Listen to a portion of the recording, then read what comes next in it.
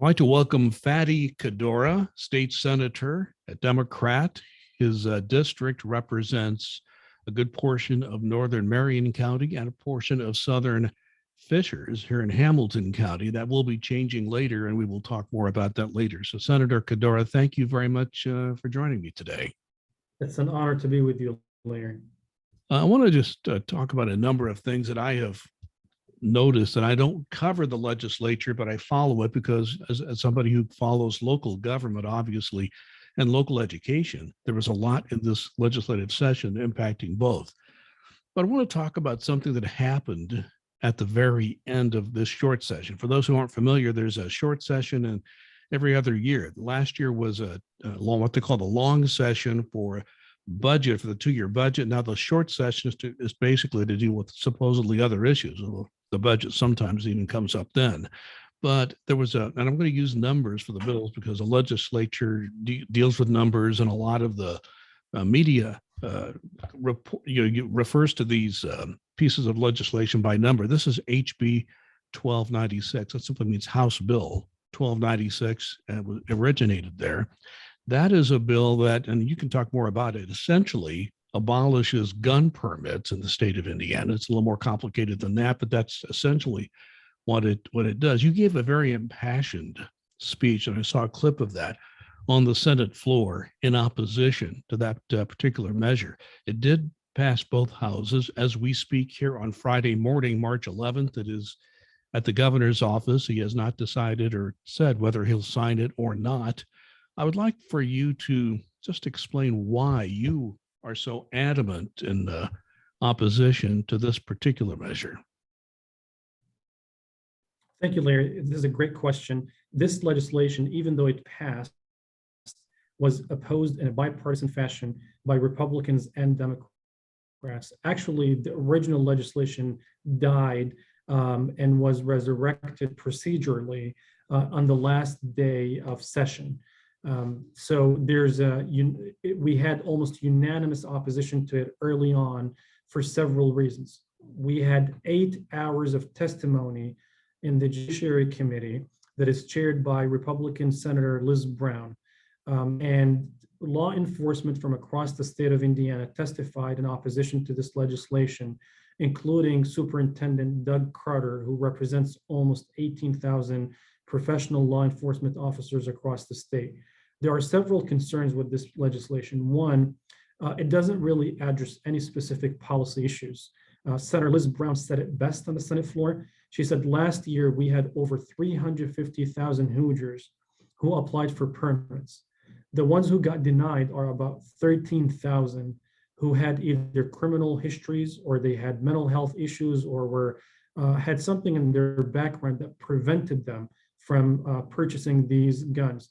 So law enforcement opposed this legislation because under that new law, these 14,000 individuals will now have access to guns, and that could endanger the life of public and the life of law enforcement officers. So that's the first reason. The second reason, I think Senator Liz Brown also said it very eloquently. She's a Republican, and she said, this is not about process or timeliness of obtaining permits. This was more politically conceived legislation that is basically aiming to help some candidates on the 2022 ballot who had to demonstrate to their primary voters that they are more conservative than others. And these are the words of Senator Liz Brown, who is a Republican, who is conservative, and who is the chair of the Judiciary Committee. So my Republican colleagues, even on their side, acknowledge that the motive behind the legislation was not actually to fix an existing problem in Indiana, but it was more about politics and the 2022 elections. My final point, this legislation was not about liberty, and it was not about the Second Amendment, because in Indiana currently, I'm not sure if the public knows this, but last session, the General Assembly eliminated the fees for permits. And that was about $6 million worth of revenue that used to go to law enforcement, and the state replaced that revenue through its budget. So this is not about fiscal matters. The issue here is that constitutional rights, such as Second Amendment, which is should not be a Republican or a Democrat issue. I firmly support and believe in the Second Amendment. I have colleagues on my caucus side, on the Democrat side, who have their permits and they have their guns and they are responsible gun owners. The question is that there are other amendments in our Constitution or to our Constitution that the Supreme Court of the United States and other lower level courts have imposed some regulations to protect the public, whether it's the First Amendment, freedom of speech, or others.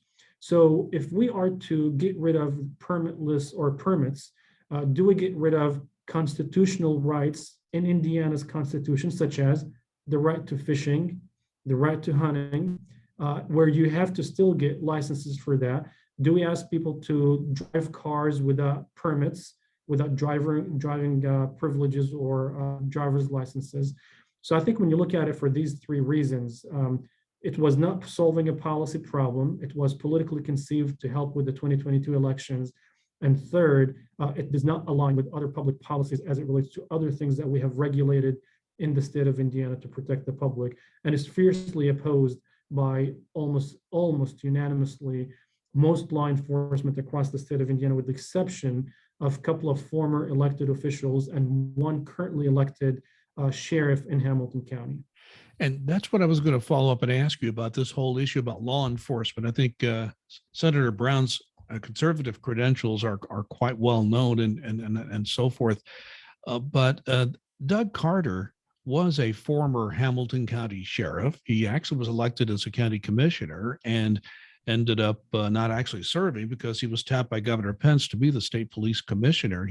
Or superintendent, I should say, and he's been there ever since.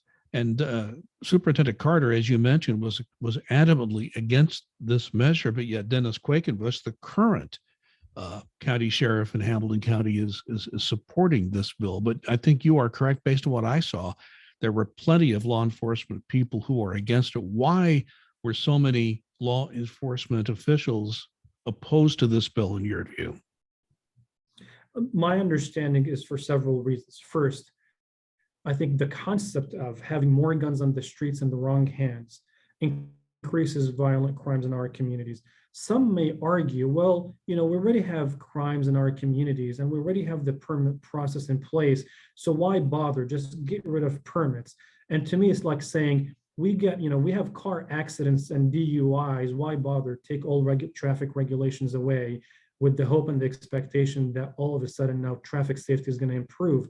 We have seen actually on the Senate floor, and we have heard arguments that in the 20 plus states that came up with permitless carry, that one of my colleagues made the point, used selective data to say in the immediate 2 years after the implementation of the permitless carry, all of a sudden these states, including Alaska and Alabama and other places, they have experienced a drop in violent crime.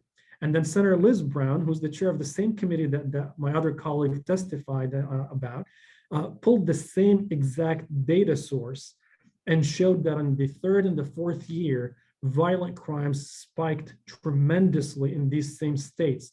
So different legislators chose the data selectively to make their points, but what was fully clear that prosecutors, judges, and law enforcement officers felt that more guns on the streets, even in the hands of responsible gun owners, could potentially make it to the hands of those who are criminals, those who are violent. So the issue of regulating access, not regulating the right to own, because that's a constitutional right, but it's regulating the access to those guns. Currently, if a police officer stops someone, then they don't normally ask them about the permit, but that's not the point we're arguing. The police might ask you if you are carrying or not, if you have concealed weapon, for their own safety. That is not going to change. But what's going to change is that mainly those 13 to 14,000 Hoosiers who will apply on an annual basis for guns, and now under the new law, they will have access to guns that under the existing law, they were not supposed to have access to guns until they are fully evaluated. So people are mistakenly thinking that Doug Carter is opposed to the legislation because it's going to impact people during traffic stops. I think the conversation is much bigger than traffic stops. It's more about two things. One is about those who shouldn't have access to guns, and the second, more guns on the streets. Guns are weapons. of destruction. They were invented to kill and harm. Yes, they can be used to protect, especially in, unfortunately, in cases where criminals take advantage of good, innocent, hardworking people. So there's absolutely some necessity in every society to have whether regulated armies or police officers or responsible citizens to protect themselves. But I think overall in Indiana, we need less guns on the streets. And by maintaining the permit process, we will be able at least to reduce the number of those people who obtain these guns and use it to harm others. Senator, I think this last legislative session is known not just for what was enacted, but what was not enacted. And there was one piece of legislation, and I heard from, I cover education, I cover the Hamilton Southeastern School Board. And if there were teachers in favor of this bill, I never heard from them. The only teachers I heard from were the ones that were against this legislation. And I'll let you talk more about it. But basically, this was a way of dealing with how in school classrooms, very controversial issues are handled. For instance, race relations, as an example. There appeared to be wide support in the House for this. In the Senate, it got a different reception. And when the Senate changed the bill, the House kind of acted like they didn't want any part of it. So it went from looking like it was going, some version of it was going to pass, to basically no version was passed, even as the legislative session began to wind down and nothing was slipped into a bill in a conference committee at the end. I'd like your view on what happened with this legislation, the HB 1134. At a very high level, prior to 1134, Senate Bill 167 was introduced in the Senate, and I served on the Education Committee, and we heard that bill. And there were unfortunate comments made by the author of that legislation that made it to national news. That basically mistakenly, and I think that my colleague misspoke, and I want to give him the benefit of the doubt. I think he was trying to answer a question, but he did not choose the right words. But basically, he kind of equated between very harmful groups such as Nazism and ideologies such as Nazism to any other political group, even those who are peaceful and civil and do not intend to harm others. But that basically created a national embarrassment for Indiana, that we are promoting legislation that on the surface to the public was conceived again in a political environment that evolved right after the unfortunate murder of George Floyd. So the whole nation engaged in a discussion about race and regulating race relationships and understanding, the rights and responsibilities of different communities. Remember, for the last 20 to 30 years, how ideas such as House Bill 1134 were not introduced, or ideas such as Senate Bill 167. So you have to remember the context by which that legislation was introduced. And then, so one, it was on a national level. It did not start in Indiana. It was brought to Indiana by external groups. And then you started noticing that many of those who immediately latched on the idea before it even began in Hamilton County were political candidates who are interested in running on the ballot in 2022, including our Attorney General, who injected himself in educational policy and titled an opinion that he published the Bill of Rights for Parents. Well, parents always have rights, and they should. I'm a parent of two daughters who attend our local public school system. They went to Carmel schools, and they currently attend Washington Township schools. And anytime I had an issue, or any parent had an issue, there was a process in place.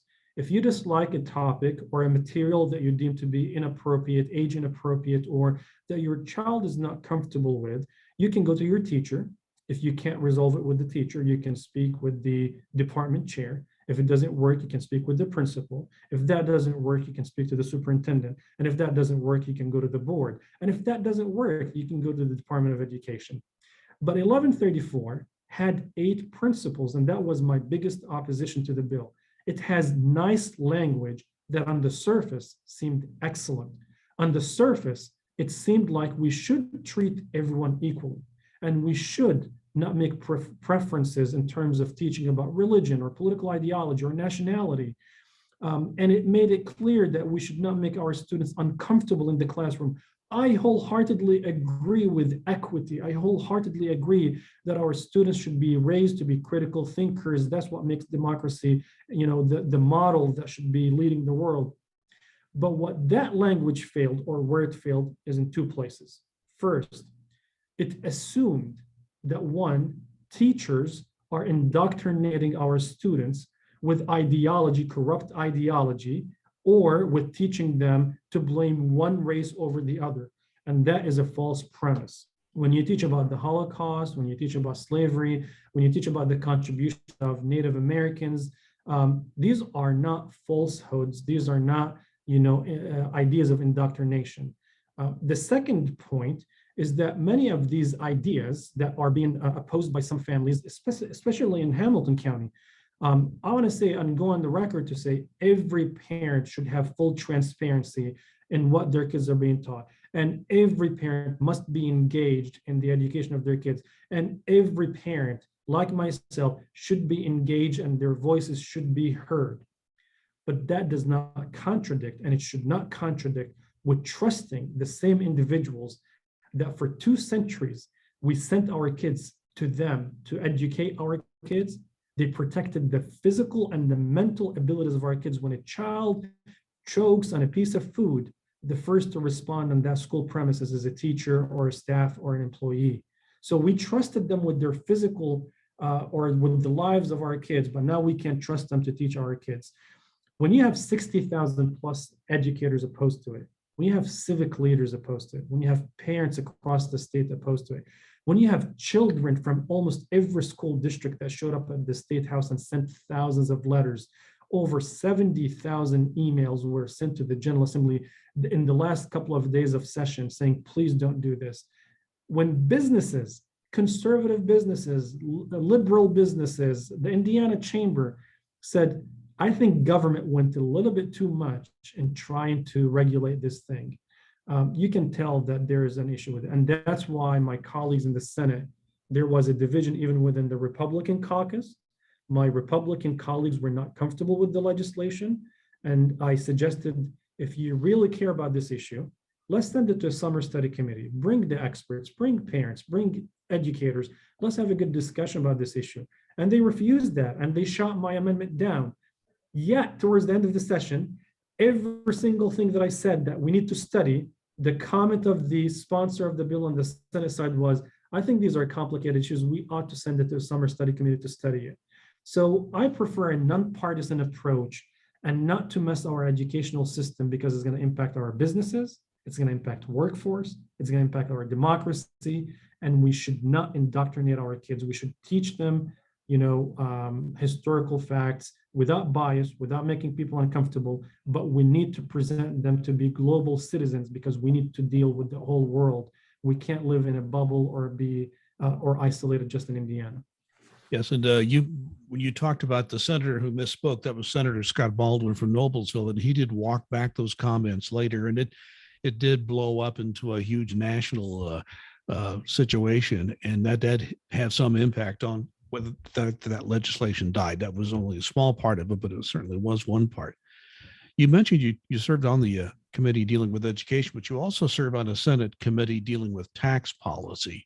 Now, I know that there was a lot of discussion about tax policy. In the end, cut of the income tax over several years was enacted, but the one tax cut that was not enacted was one supported by the governor dealing with new equipment purchased by businesses. That's a tax that generally supports local governments, and I think the controversy over that was how that money was going to be replaced. Kind of give us an overview of from that perch on that committee as to how the legislature ended up with their tax policy this session.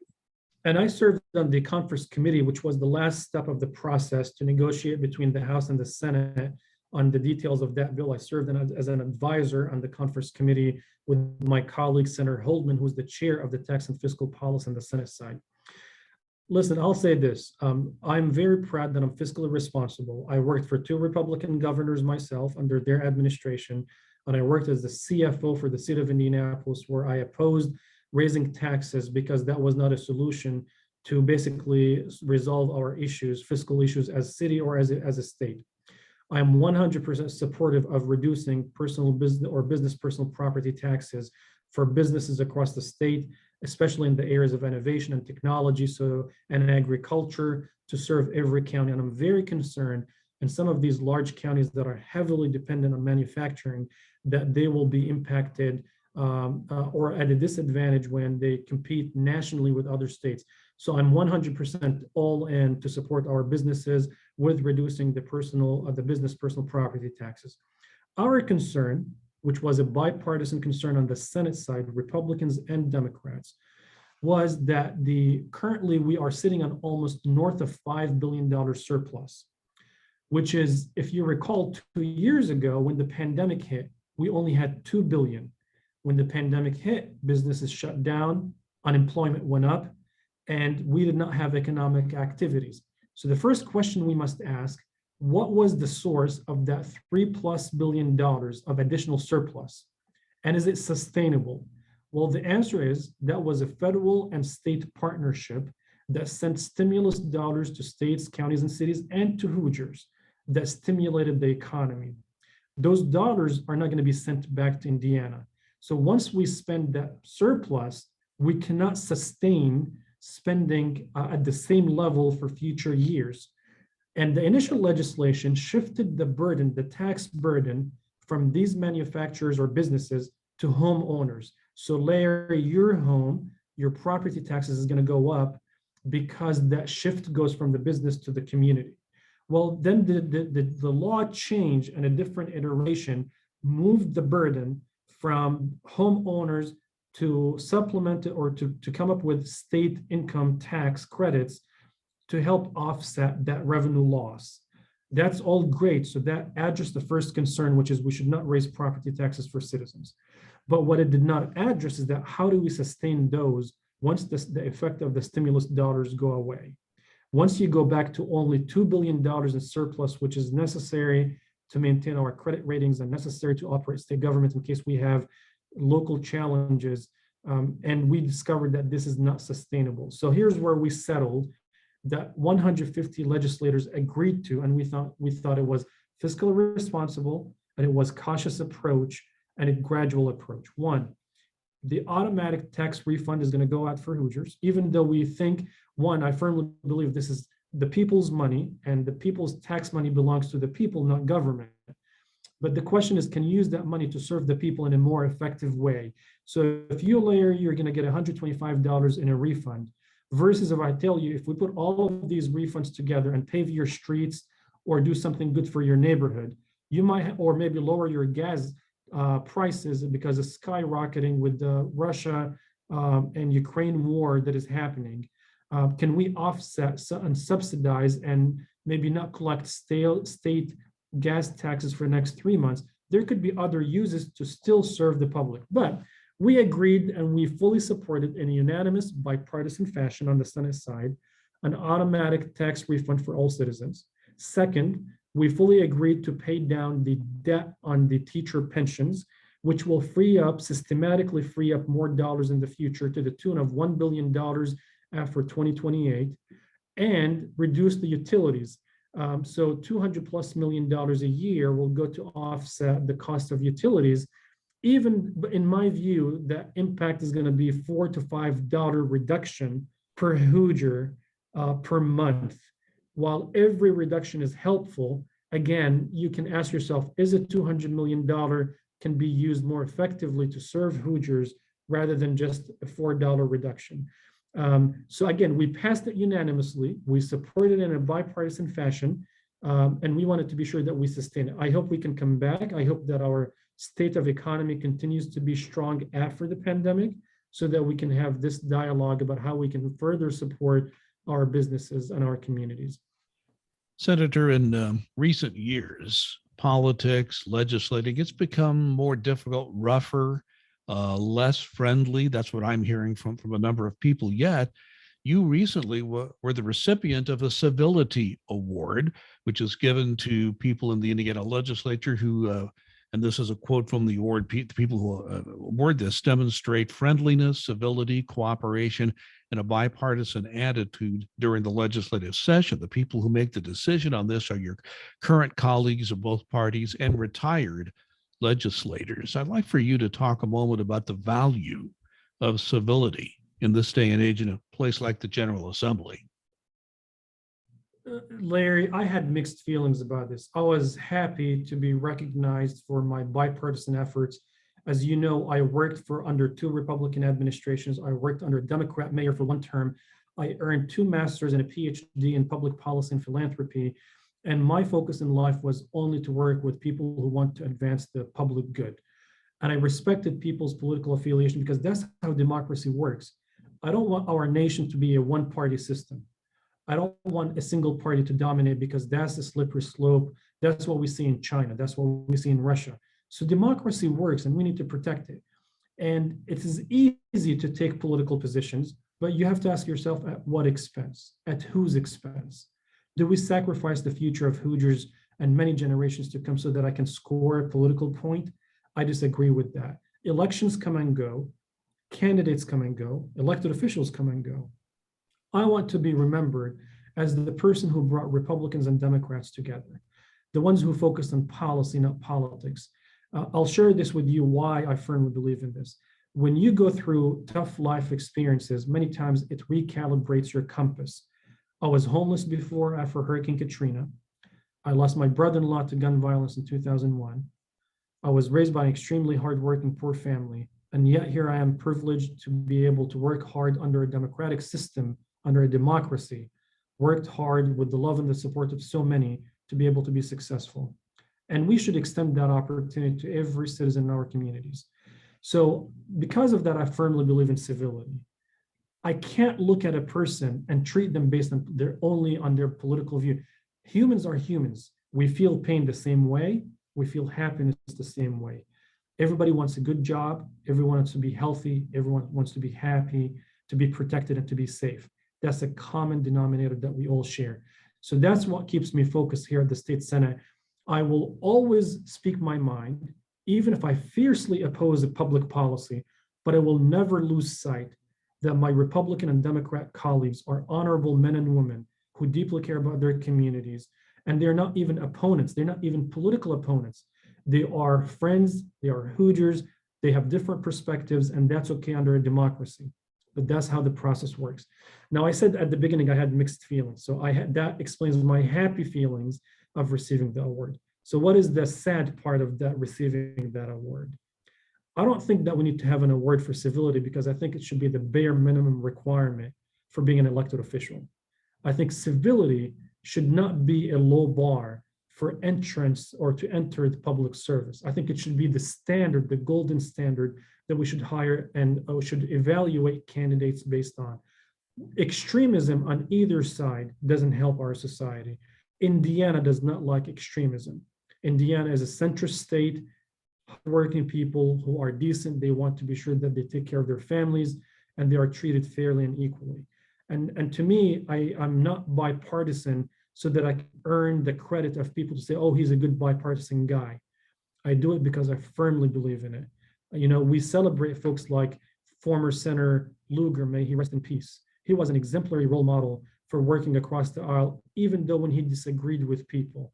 And I hope that I can follow his footsteps and many other great leaders who placed the interest of our state and our country above and beyond any political interest. And Senator Lugar sadly paid a price for that late in his career, losing that primary election. But I want to ask you, my last question to you is this. I believe, correct me if I'm wrong, that you are the only Muslim member of the General Assembly. You're also a Palestinian by background. And I wonder, and this sort of dovetails with something you just said a moment ago, having a bit of a different background, perhaps than your colleagues, does that allow you to maybe get a fresh perspective on some of these issues that maybe your other colleagues wouldn't have and might need to be considered? Just a moment or two, I'd like you to comment on that.